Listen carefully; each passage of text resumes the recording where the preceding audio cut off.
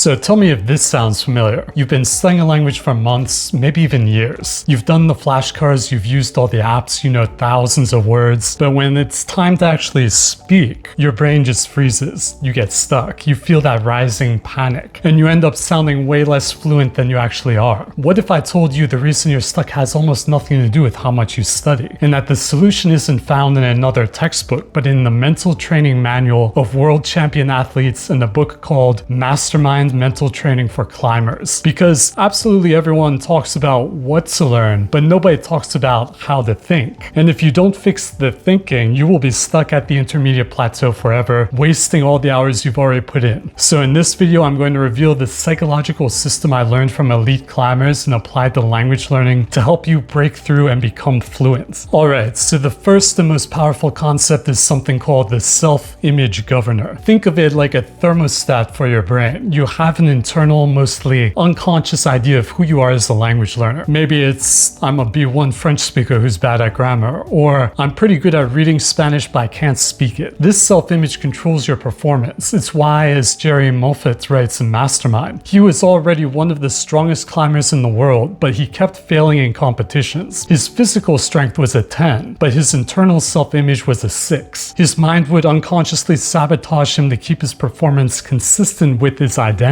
And this used to happen to me all the time. I'd have a great conversation in Japanese, feel amazing, and then the next day, I'd make a stupid mistake and my brain would go, see, you're not really fluent. You just got lucky yesterday. My thermostat was kicking in to pull me back down. So the work isn't to just study more. The work is to consciously upgrade your identity. And we do this with a tool I call the positive declaration. This is not positive thinking. This is actively brainwashing yourself for success. You need to write a series of powerful present tense I am statements that directly counteract your weaknesses. So if you think your accent is bad, you write, I am a clear and confident speaker. My accent is authentic and improves every day. If you're afraid of making mistakes, you say, I am pushing myself and my limits in learning and getting better every day. If you freeze up, you write, I perform at my best under pressure. My mind is sharp and quick in conversation. Write these on cards, put them on your mirror, on your phone's lock screen, read them every single day, and this is the key, feel the reality of it. You are literally building a new identity because you can't become a fluent speaker if you don't first believe you are one. Okay, so building that new identity is step one, but that identity is fragile. A single bad conversation can feel like it wipes out a month of progress, right? And there's actually a psychological reason for this. Mastermind calls it the asymmetry of success and failure. The book cites research showing that it takes anywhere from 5 to 30 successes to emotionally counteract just one single failure. Think about that. You have a 10-minute conversation, you say 99 things perfectly, but you forget one simple word. What do you focus on for the rest of the day? The one failure. It's emotional quicksand.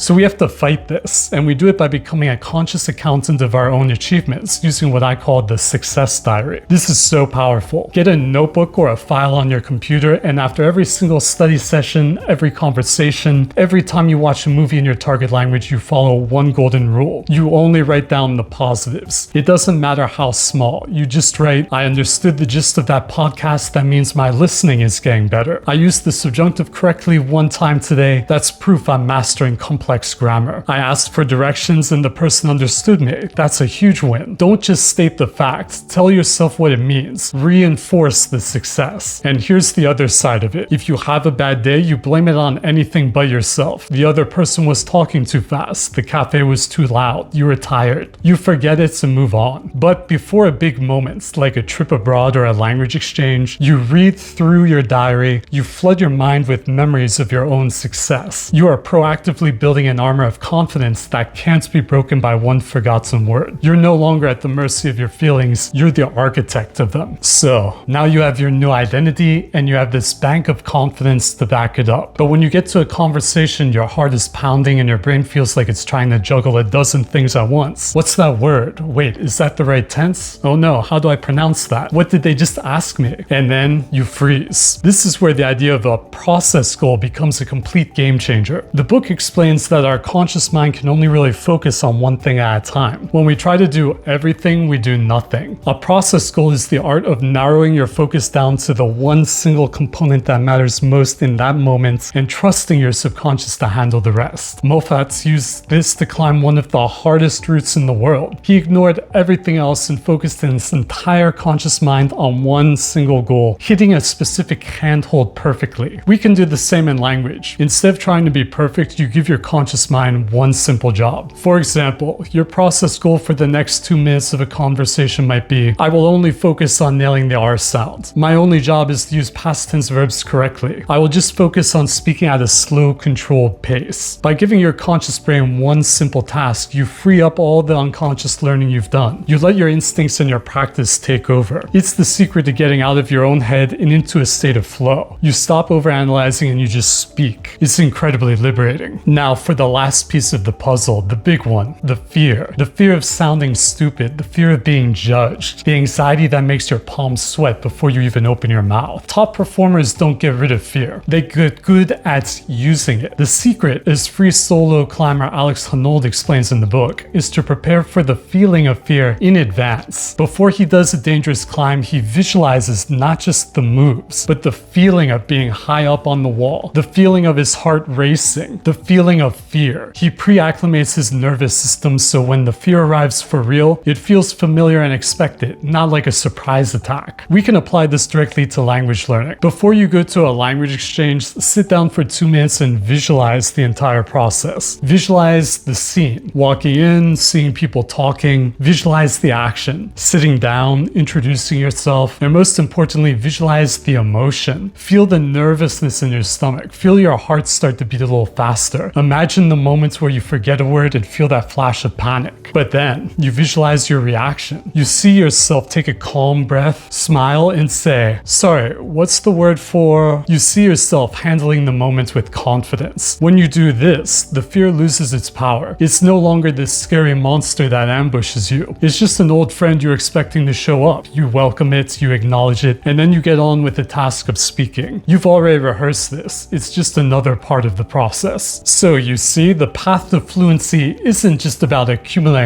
more words. It's about building a new identity with positive declarations. It's about protecting that identity by banking your successes in a success diary. It's about finding flow by focusing on one process goal at a time. And it's about taming your fear by rehearsing it in advance. This is the system. This is how you move from being a student who is at the mercy of their moods to a speaker who architects their own success. It is a trainable, learnable skill, and it's the biggest secret I know to mastering any language. So if this video helped you see language learning in a new way and you want more deep dives into the psychology of how to learn faster and better, make sure to subscribe. It's free and you might just learn something that changes everything for you. Also, I'm creating an app that combines stories with mnemonics, which are hooks to help you learn words faster. If you're interested in that, sign up with your email address in the link in the description and subscribe to this channel. The first language will be Spanish. Okay, thank you so much for watching. Keep it fun, keep it engaging, and I'll see you in the next one.